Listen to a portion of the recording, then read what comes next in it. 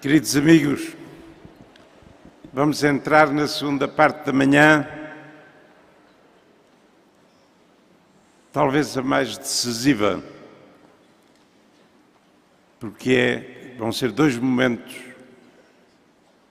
em que somos convidados a escutar com o coração, porventura a escutar o Senhor,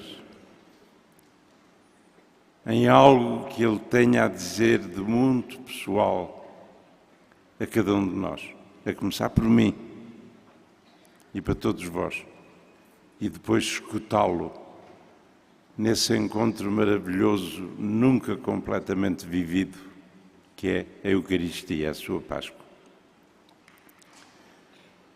Estamos numa jornada e viemos por isso para nos encontrarmos com o Papa Bento XVI, sucessor de Pedro e Príncipe dos Apóstolos.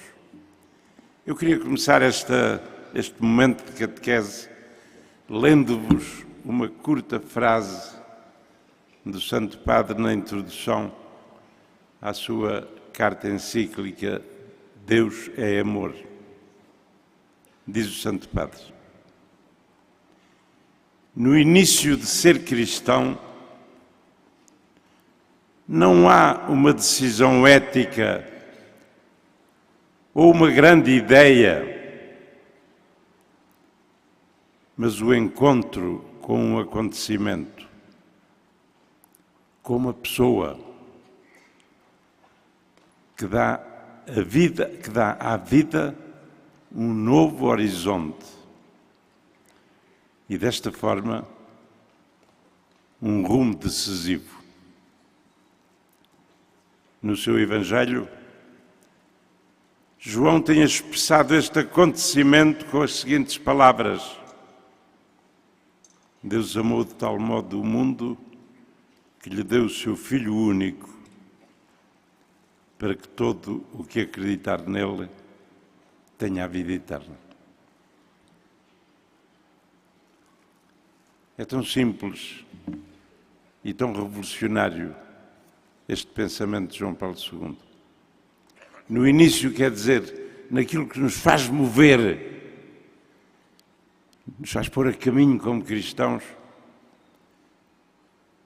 não está uma perfeição moral e ética de que o nosso mundo precisa tanto, ou seja, não é por isso eu quero lutar por uma ética digna do homem e por isso faço-me cristão. Nem está uma ideologia, uma maneira geral de conceber o homem e o mundo e a sociedade. Não. Nenhuma destas duas coisas são suficientemente mobilizadoras para me pôr a caminho numa vida cristã. O Papa diz o que é que está nesse início. Um encontro. Um encontro com uma pessoa. A pessoa de Jesus. Faz-me lembrar, no princípio, os primeiros discípulos, os primeiros cristãos. Qual é o testemunho que os põe a caminho? Vimos o Senhor. É verdade, Ele está vivo, apareceu a Simão. Maria Madalena vai a correr e diz: é verdade, o Senhor apareceu-me, está vivo. Encontramos o Senhor. E esse é o primeiro desafio desta manhã. Talvez muitos de nós não tenhamos começado assim. Talvez. Talvez esse encontro mobilizador e transformador aconteça depois. Aconteça ao ritmo de uma longa caminhada. O Senhor está sempre à espera. Vocês lembram-se daquela parábola um bocado desconcertante sob o ponto de vista económico, em que um patrão, contrata trabalhadores para a vinha e depois paga o mesmo aos que só trabalharam 1 hora do que pagou àqueles que tinham vindo 2 de manhã. O Senhor está sempre à espera. Talvez esse encontro decisivo para muitos seja feito no fim do dia. E essa é a primeira questão que esta catequese hoje vos põe. Vocês já repararam que há uma palavra que Jesus diz muitas vezes, é das palavras mais mobilizadoras e que mais nos toca por dentro. É quando Jesus olha alguém nos olhos e lhe diz: e tu segue-me. Diz isto muitas vezes. E tu segue-me.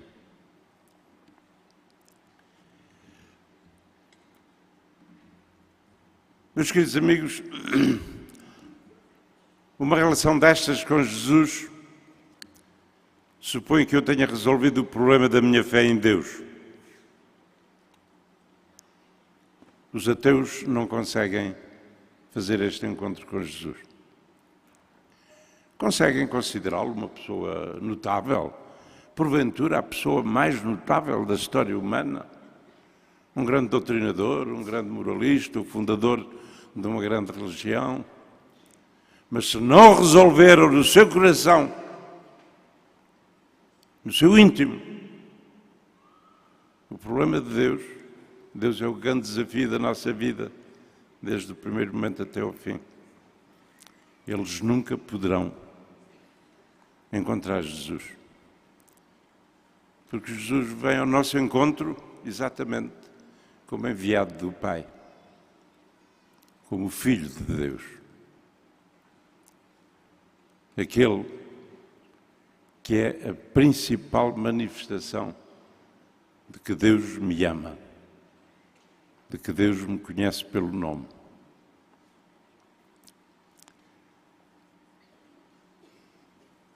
A Sagrada Escritura é para nós cristãos um dos caminhos para este encontro. Há dois momentos, eu considero-os constitutivos da nossa fé e decisivos na Sagrada Escritura, que se completam um ao outro. O primeiro é o momento da criação. Talvez nós, no nosso dia-a-dia, não lhe demos a importância que ele merece. Na criação, Deus criou o homem, fazendo-o participante da sua natureza divina, à sua imagem, diz a Escritura. Fê-lo parecido com Deus, mais do que parecido com Deus, fê-lo com algo de comum no seu coração, na sua capacidade de amar, na sua capacidade de construir a vida, fê-lo parecido com Deus. Sereis como deuses. Se vocês depois tiverem um bocadinho de silêncio nesta barafunda de Madrid, peguem no Salmo 8 e vejam como está cantado aí esta beleza do homem feito à imagem de Deus. E para ser à imagem de Deus, não podia ser um ser comandado, tinha que ser um ser livre. Porque a imagem de Deus foi feita para o amor, e não há amor sem liberdade. A liberdade encontra a forma pessoal, adaptada a cada circunstância, na verdade de cada momento, de cada um amar. Mas foi também essa a nossa fragilidade. Livres, os homens puderam amar-se a si mesmo, amar as coisas, olhar para si, em vez de olhar para Deus, o seu Criador. Deixaram de ser aquela imagem onde brilhava o próprio mistério de Deus. O segundo momento da Sagrada Escritura é o da nova criação. O homem, feito à imagem de Deus, não foi capaz. Então Deus resolve fazer-se homem. É um movimento, de certo modo, complementar do primeiro. Fazer-se homem. Fazer-se homem para nele a ver um homem que é verdadeiramente a imagem de Deus, completamente livre, onde a liberdade nunca afasta do amor, nunca afasta daquilo que é exatamente essa plenitude de Deus. Jesus Cristo, nosso Senhor. Adoramo-lo como Deus. Temos a alegria de o ter como irmão nosso na nossa aventura humana.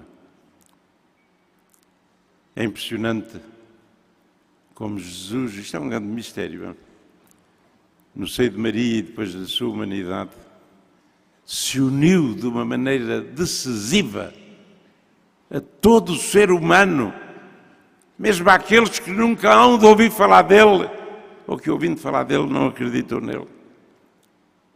No seio de Maria, deu-se essa acoplagem maravilhosa. Em termos humanos, maravilhosa.